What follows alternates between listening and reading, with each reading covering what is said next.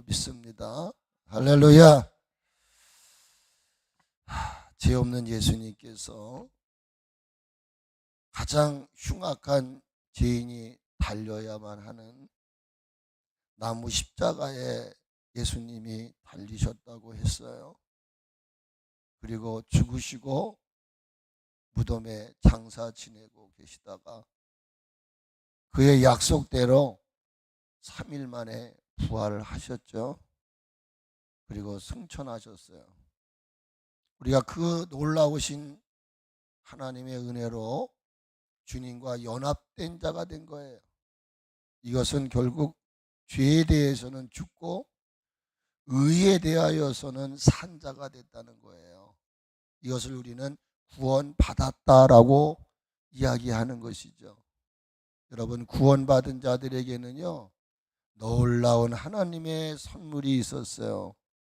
그게 뭐냐면 눈물도 슬픔도 아픔도 없는, 어둠이 존재하지 아니하는, 진동치 아니하는 하나님의 나라를 저와 여러분에게 주신 줄로 믿습니다. 그러므로 구원받은 사람들에게 주신 은혜와 특권이 뭐냐 하면 여러분, 천국인 줄로 믿습니다.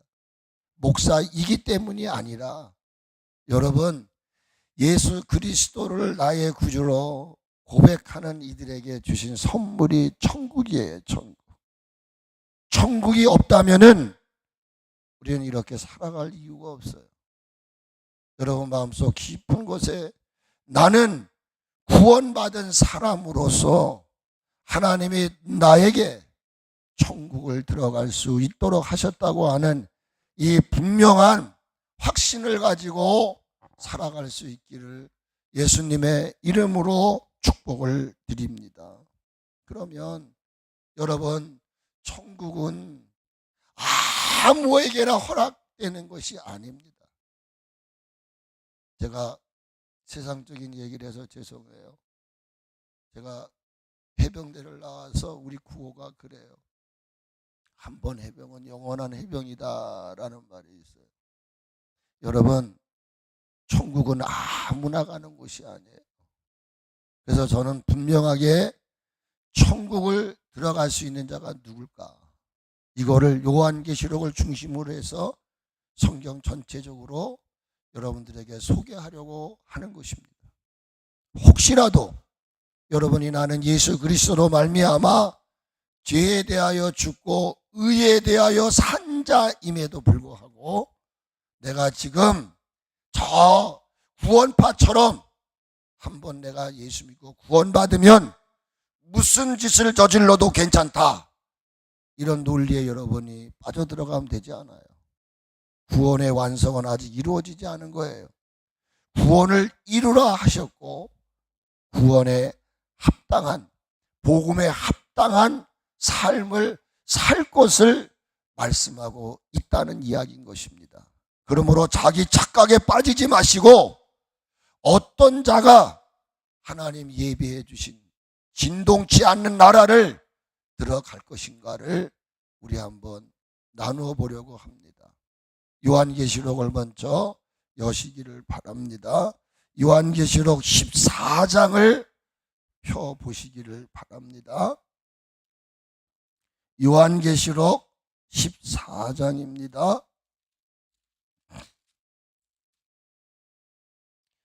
요한계시록 14장에는 14만 4천 명이 하늘에 귀한 찬양을 올려드릴 수 있다 그랬어요.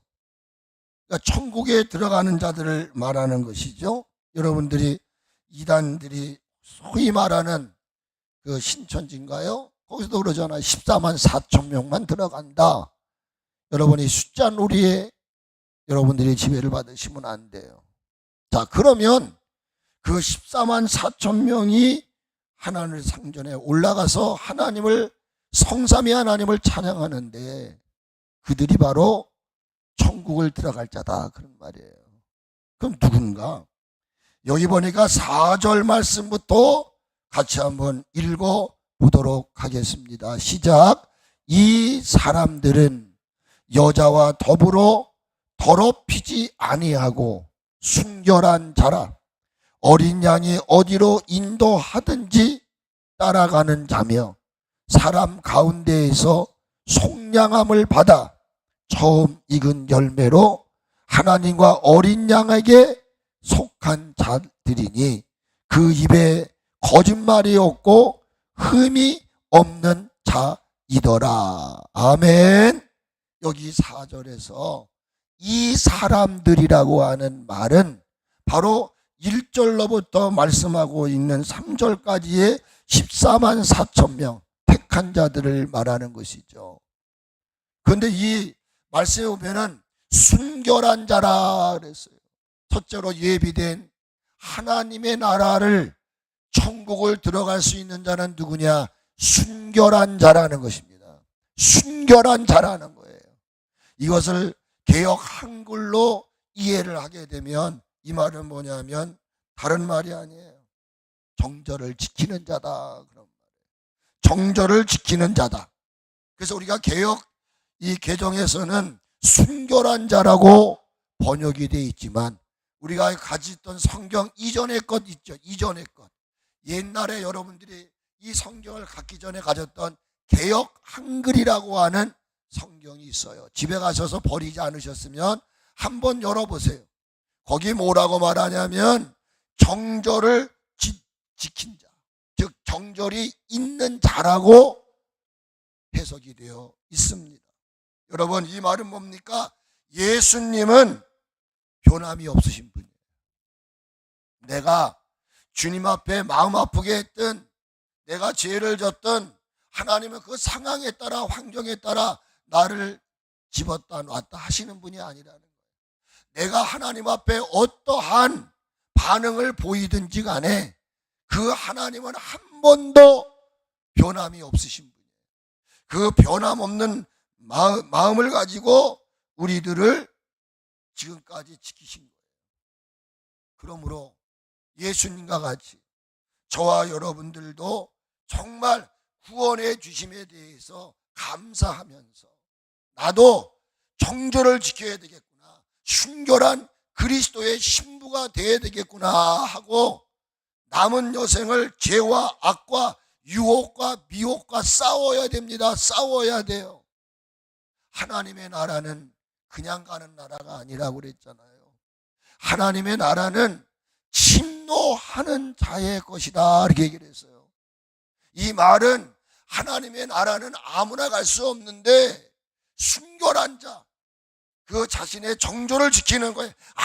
아무에게나 자기 몸을 주는 게 아니에요. 그러기 위해서는 죄와 이겨야 돼요. 악을 이겨야 돼요.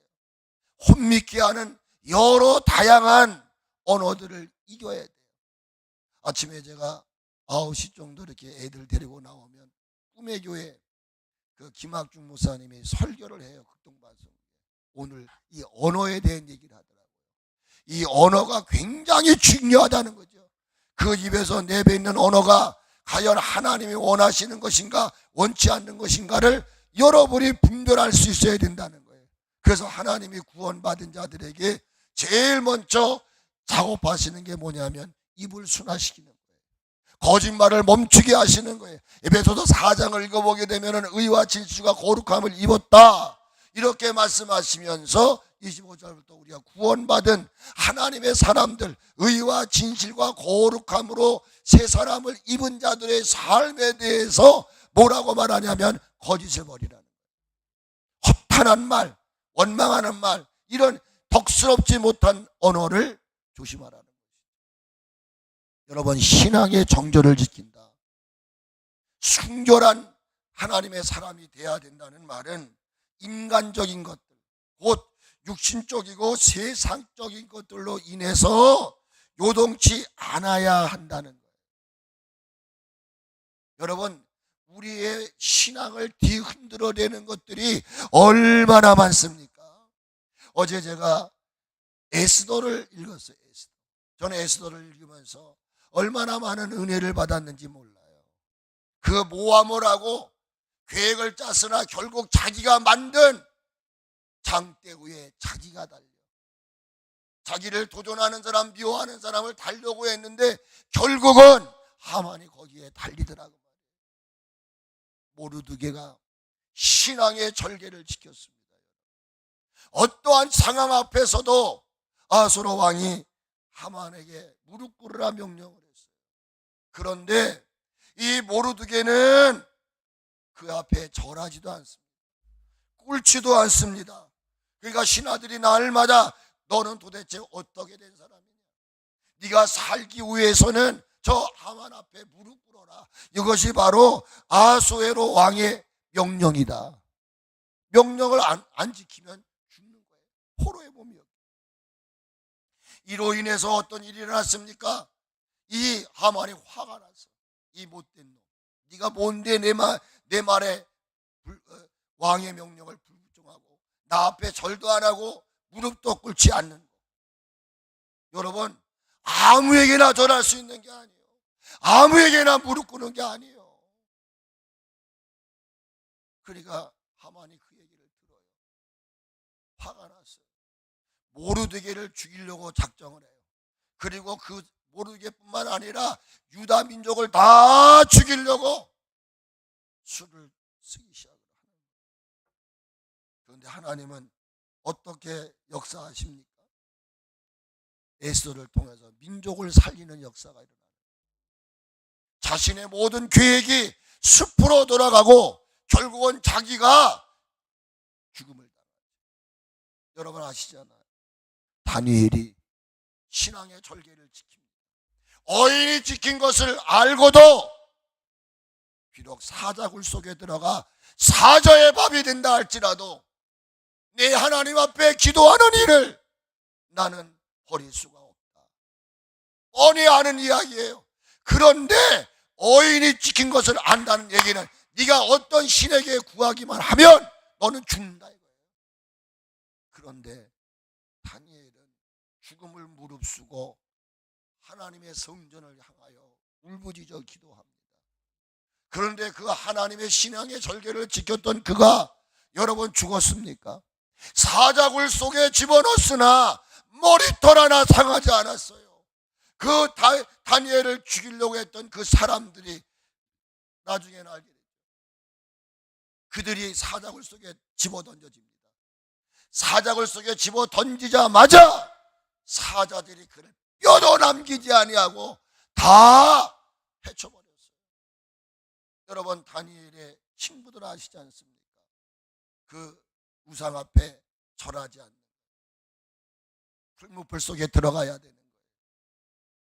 그럼에도 불구하고 그들은 오직 하나님만을 경배하는 거예요. 그래서 그들은 풀무불 속에 들어가는데 어제보다도 7배를 더하게 강력하게 불을 지펴라. 그런데 들어가서 머리털 하나 상하지 않고 여러분 깨끗한 몸으로 여러분 나오게 된 줄로 믿습니다. 그렇습니다. 상황 따라 환경 따라 움직이는 것이 아닙니다. 그래서 요한계시록 20장을 보세요. 20장 뭐라고 말하고 있는가? 이런 내용들을 여러분들이 종합적으로 기억하시면서 요한계시록 20장을 한번 열어볼 수 있기를 바랍니다. 지금 예비된 천국을 들어갈 수 있는 자가 누구냐?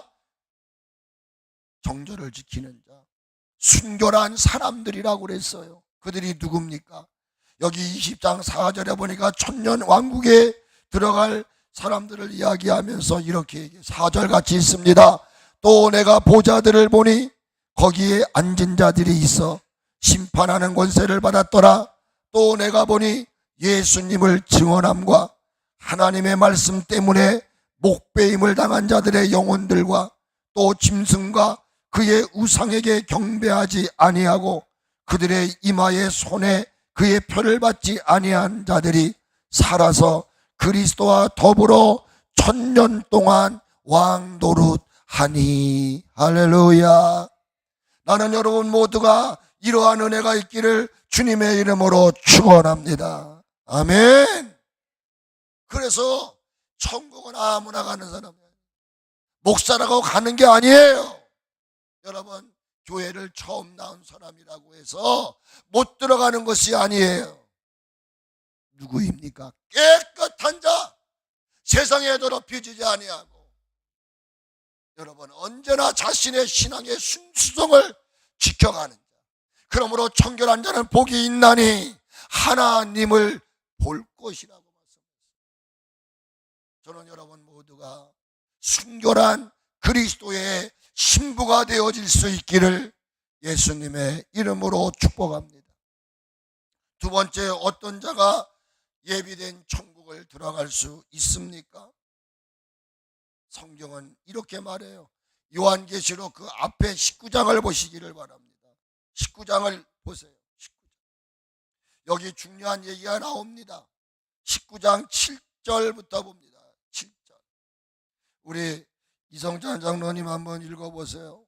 7절부터 읽어보세요. 7절.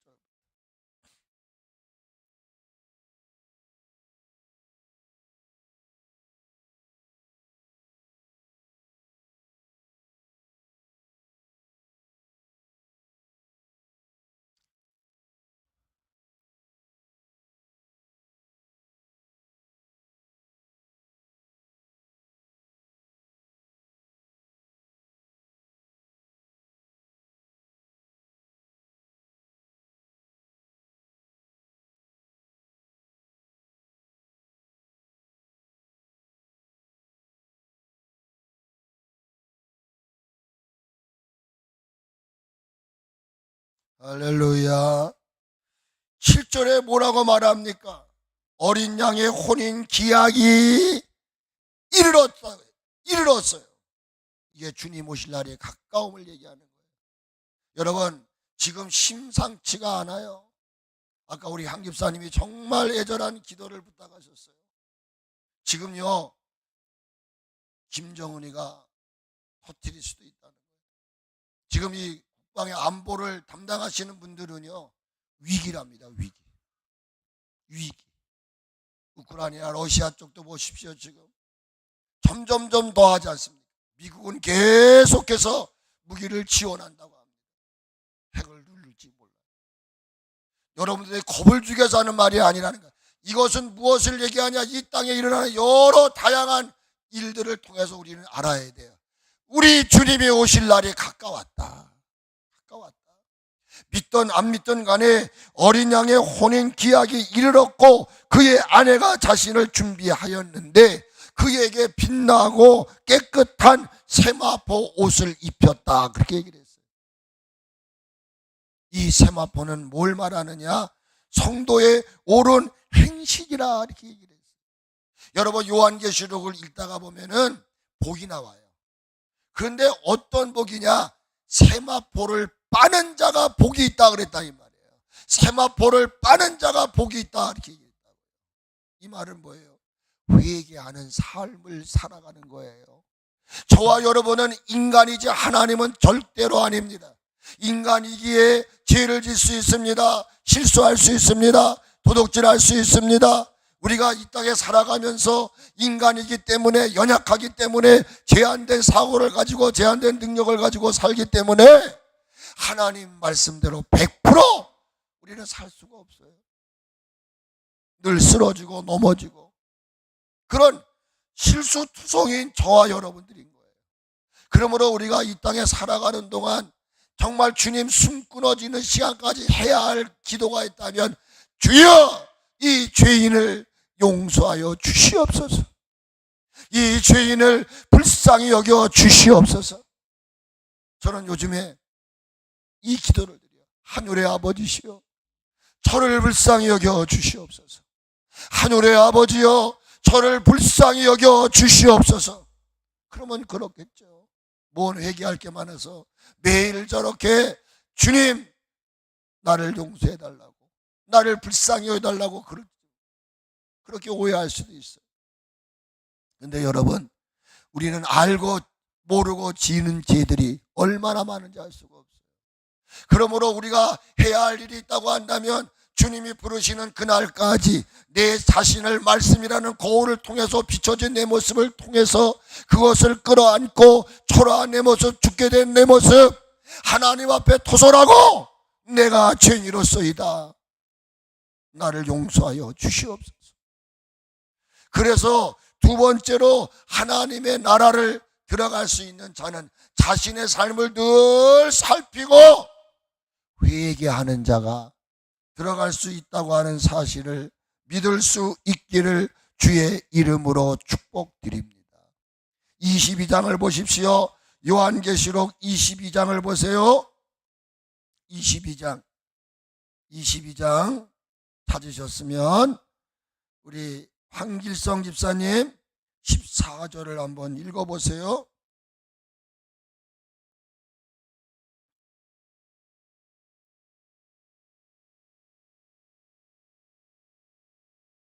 아멘. 두루마기를 빤다는 말은 세마포 옷을 빤다라고 하는 의미예요. 이 말은 빤다는 얘기는 더러운 거를 예수 십자가 보혈의 비누로 빤다는 거예요. 여러분, 양잿물로도 안 돼요.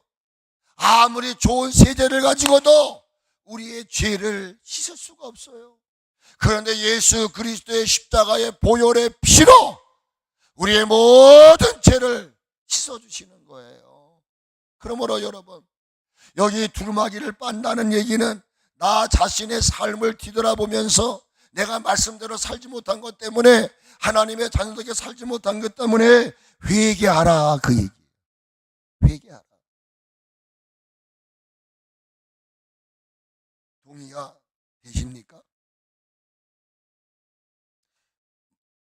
제가 이따가 나중에 마태복음 말씀을 읽어드릴 테니까 그때 가서 한번 다시 보기로 하고, 두 가지 얘기를 했어요.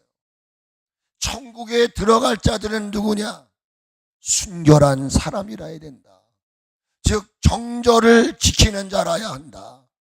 두 번째는 늘 자신의 삶을 뒤돌아보면서 말씀의 거울에 비추어 보면서 회개하는 삶, 두루마기를 빠는 삶을 사는 사람이어야 된다는 거예요. 세 번째는 뭘 얘기하느냐? 빌립보서를 찾으세요. 요한계시록을 꽂아 놓으시고 먼저 빌립보서를 보세요. 빌립보서를 보세요. 빌립보서 보세요. 빌립보서 4장을 보세요. 빌립보서 4장 찾으셨으면 3절 우리 강기원 집사님이 한번 읽어보세요. 빌립보서 4장 3절.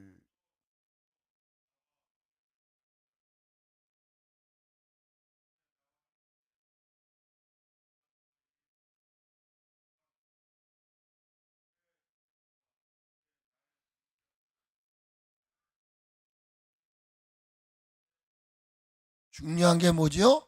생명책에 있다 그랬어요. 생명책에 있다. 또 참으로 나와 멍에를 같이 했던 복음의 사역자들, 동역자들입니다. 그 같이 한 이들에게 내게 구하노니 복음에 함께 함께 힘쓰던 저 여인들을 돕고, 또한 그레멘도와 그 외에 나의 동역자들을 도우라. 왜 도우냐 하면은 그들의 이름이 어디에 있다고요? 생명책에 기록이 되어 있다는 거예요. 할렐루야. 분명한 것이 뭐냐? 생명책에 기록된 자만이 갈 수가 있다는 거예요. 아멘. 자, 그러면 요한계시록을 또 한번 보세요. 요한계시록 21장을 보세요.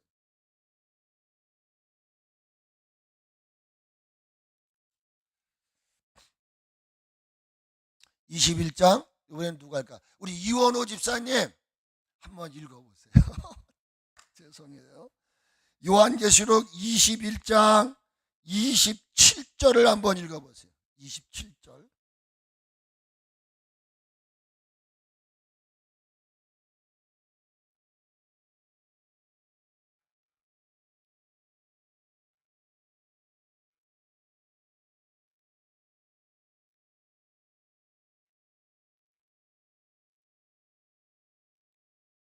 할렐루야. 누가 들어간다고요? 오직 어린 양. 어린 양은 누구를 얘기하는 거예요? 예수 그리스도를 말하는 거예요.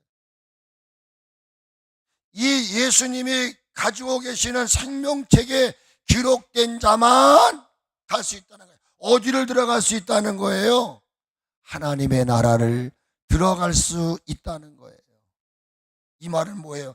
여기 생명책이라고 하는 것은 무엇을 의미하느냐 하면은 저를 보세요. 서강영이에 대한 출생의 비밀을 아시려면 어디로 가시면 돼요? 신갈동 동사무소를 가시면 돼요. 가서 뭘 띄시면 돼요? 호적 등본, 호적 초본을 띄시면 내가 지금까지 어디에서 태어나서 누구와 결혼을 하고 내 아버지는 누구고 내 어머니는 누구라고 하는 이 서목사에 대한 모든 것이 호적 등본에 기록이 돼 있어요. 맞죠? 그러면 육적으로도 저와 여러분에게 호적 등본이 있다고 한다면 영적으로 우리는 하나님의 백성이라고 그랬잖아요. 동의하세요? 그러면 영적 호적 등본이 있을까요? 없을까요? 영적 호적 등본이 있어요. 그러면 우리 아버지는 서창호였어요. 내일 모레가 돌아가신 지 벌써 2003년도에 돌아가셨으니까 몇 년도입니까? 내일 모레가 우리 아버님이 돌아가신 날이더라고요. 그런데 거기에는 이제 사망이라고 되어 있다고요. 그러나 호적 등본에 보게 되면은 우리 아버지는 서창호, 우리 어머니는 조남기라고 되어 있어요. 그렇죠?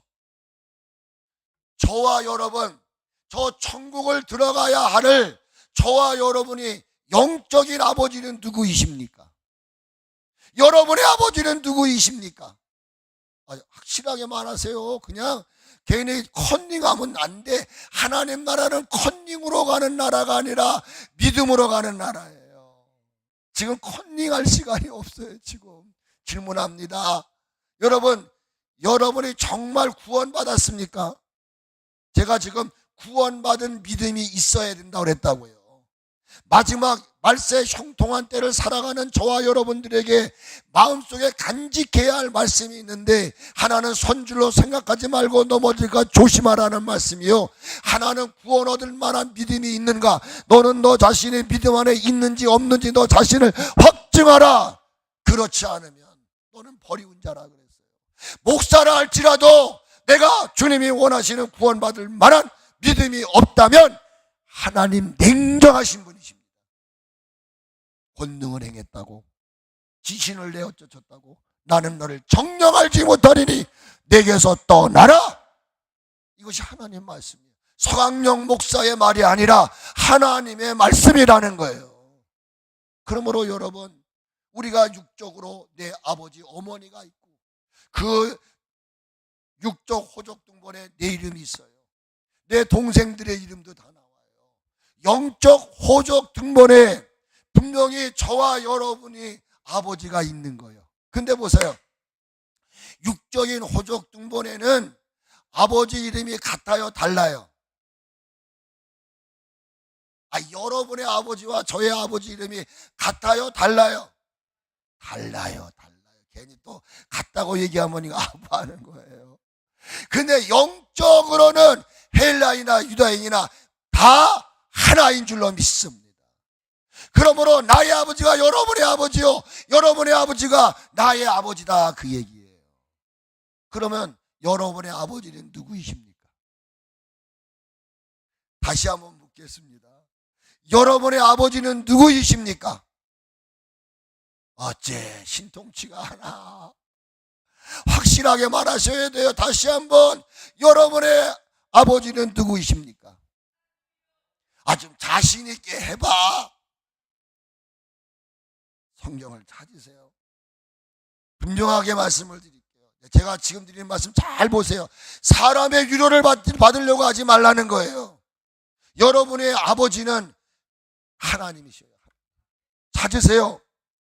63장을 보세요. 이사야 63장. 이사야 63장을 보세요.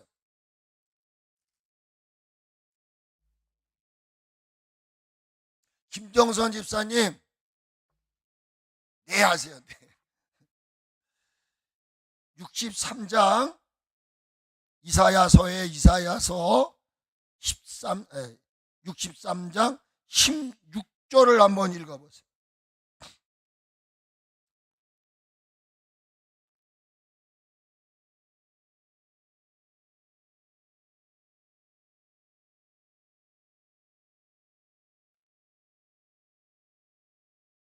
할렐루야. 다시 한번 합시다. 주는 우리 아버지시라. 믿으세요? 저와 여러분의 아버지는 하늘에 계신 아버지이신 줄로 믿습니다. 그래서 제가 요즘에 기도 내용을 바꿨다니까요. 느헤미야가 민족과 조국 그리고 교회가 회폐되는 모습을 보고 그런 구합니다. 금식하며 구하는 게 뭐냐? 하늘의 아버지요, 하늘의 아버지요, 응답하고. 그래서 제가 지금부터 바꿨어요. 그때부터 어떻게? 하늘의 아버지시요, 서강령의 아버지시요. 아브라함은 나를 모르고 이스라엘은 너를 인정하지 아니할지라도 하나님은 너는 내 아들이야, 너는 내 아들이야. 아멘. 아멘을 좀 크게 해야 되는데, 자, 이사야 49장을 보세요. 제가 지금 이제 그 아버지가 어떠신 분인가 한번 여러분에게 소개하려고 그러는 거예요. 이사야 49장, 우리 남자분은 다 읽은 것 같은데 우리 집사님 중에는 우리 그 설권사님 하나하나 읽어야 은혜가 될 것 같아서 했어요. 이사야 49장 14절부터 한번 읽어보세요.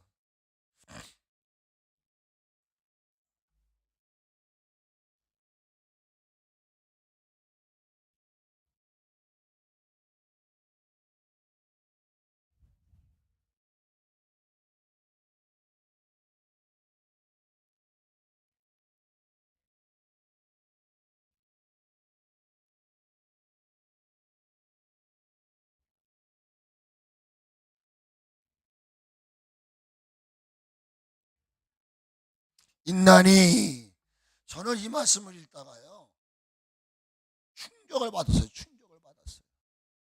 여러분, 누가 내 이름을 알아줍니까? 근데 여기 보니까 젖 먹는 자식을 잊겠냐 그랬어요. 그렇죠? 그런데 혹 태에서 난 아들을 긍휼히 여기지 않는 부모도 있어요. 그들은 잊을지라도 나 여호와는 너희를 잊어버리지 않겠다. 어떻게 하나님은 우리를 사랑하셨느냐? 저와 여러분 누구도 알아주지 않고 기억되지 않는 서강령이라는 이름을 당신의 손바닥에 새겼다는 거예요. 손바닥에 새겼다는 거예요. 이 말씀을 읽는데 막 전율이 흐르는 거예요. 이게 뭐였을까? 어떻게 주님이 내 이름을 당신의 손바닥에 새겼을까? 예수님이 어디에 못을 박았다고요? 손을 십자가에 못을 박았어요. 이거였구나. 전 다 자의적인 해석입니다. 맞아, 나는 비록 못나고 초라할지 몰라도 하나님은 나를 아들로 삼아주시고 양자 삼아주시고 의롭다 하여 주시고 당신의 손바닥에 새겼다는 말은 나는 너를 버리지 않을 것이야. 내가 너를 잊어버리지 않을 것이야. 세상 사람이 너를 버릴지라도, 그 여인의 아이를 버릴지라도 나는 너를 버리지 않을 거야. 않을 거야. 할렐루야. 또 보세요. 이사야 51장 보세요. 보세요. 이사야 51장 찾으셨어요? 우리 김영희 권사님 12절부터 한번 보세요. 12절.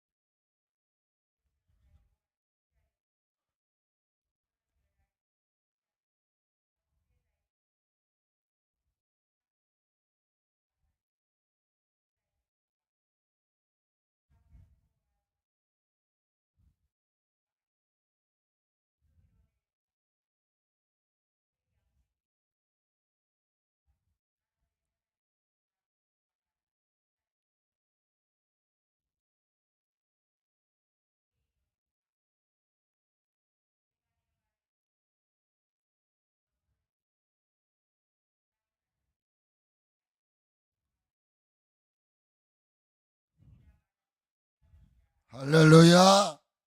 내 백성이라는 이 말씀 속에는 하나님의 자녀다, 그런 말이에요. 아멘. 예. 또 이사야 46장을 한번 보세요. 46장 3절부터 오은환 권사님 한번 읽어보세요. 지금 제가 아버지에 대한 얘기를 하고 있는 거예요. 여러분이 믿는 하나님, 그 아버지는 어떤 분인가를 자세히 한번 들어보시라고요. 자, 이사야 46장 3절부터 우리 오 권사님 크게 한번 읽어보세요.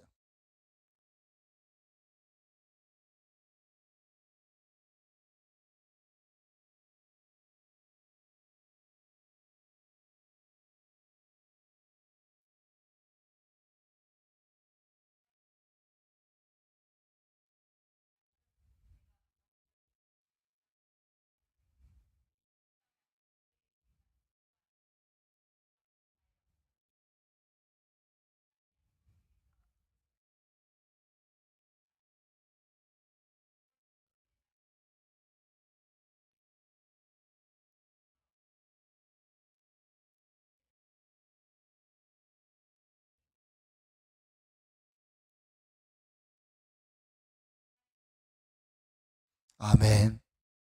여러분, 하나님만이 살아계신 분이에요.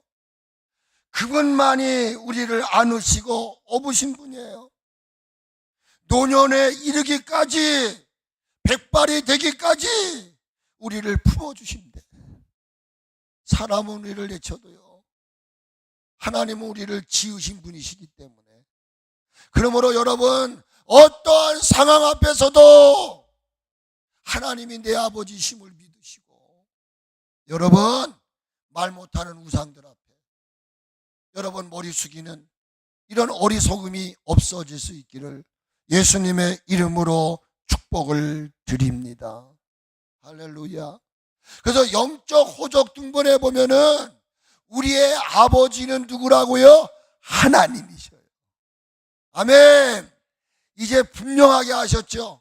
우리 아버지는 누구예요? 하나님. 그럼 우리 어머니는 누구예요? 우리 어머니는 갈라디아서를 찾으세요. 제가 시간이 또 없네. 요 말씀만 드리고 생명책에 대한 얘기만 하고 오늘은 마무리를 해야 되겠어요. 어쩔 수가 없네요. 시간이 안 돼서. 갈라디아서 말씀을 한번 보세요. 제가 이 새벽 기도 나오신 분들은 이 말씀을 한번 드린 적이 있는데 반복해서 듣는 것도 괜찮습니다. 자, 여기 보니까 갈라디아서 4장 26절 우리 김현숙 집사님, 성경 찾는 속도가 굉장히 빨라졌어요. 혹시 나 시키면 어떨까 해가지고 근데 긴장을 하지 마세요. 못 찾을 수 있어요. 못 찾았어? 심권사님 찾았어요? 읽어보세요. 26절 4장 26절 갈라디아서 4장.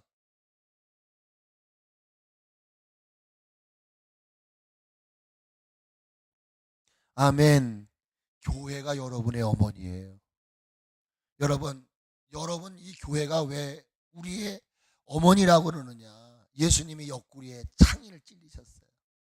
여자가 아이를 낳기 위해서는요, 뼈가 다 벌어지는 거예요. 여러분, 이 교회를 어머니의 품으로 생각을 하세요. 힘들고 어렵고 괴로울 때, 답답한 일을 당할 때, 억울한 일을 당할 때 여러분이 친정을 찾아가잖아요. 인생을 살다가 힘들고 어려울 때마다 여러분이 찾아야 할 고향집은 어디냐? 섭리교회인 줄로 믿습니다. 찾아와서 어머니한테 울부짖는 거예요.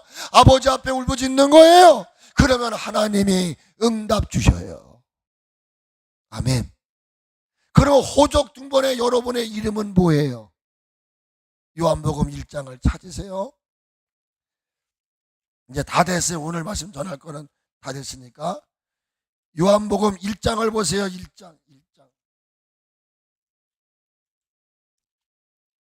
1장. 우리 김현숙 지사님 찾으셨어요? 1장 12절.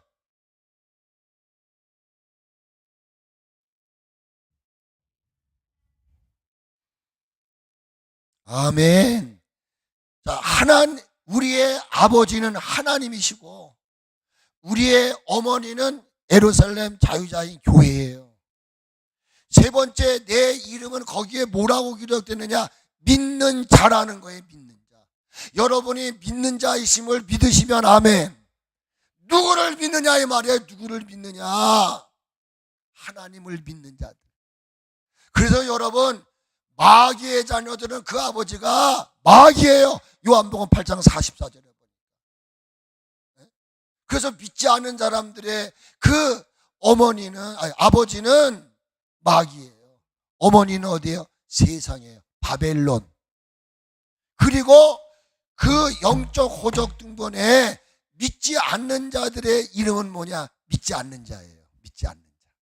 이건 제가 시간이 지금 안 돼서 이 말씀은 제가 생략을 할 거예요. 그러니까 여러분들 중요한 것이 뭐냐? 여러분의 아버지는 하나님이시고 여러분의 어머니는 교회요. 그 속에 기록된 여러분의 이름은 뭐냐? 믿는 자라는 거예요. 믿는 자. 지금 뭘 얘기하려고 그러느냐?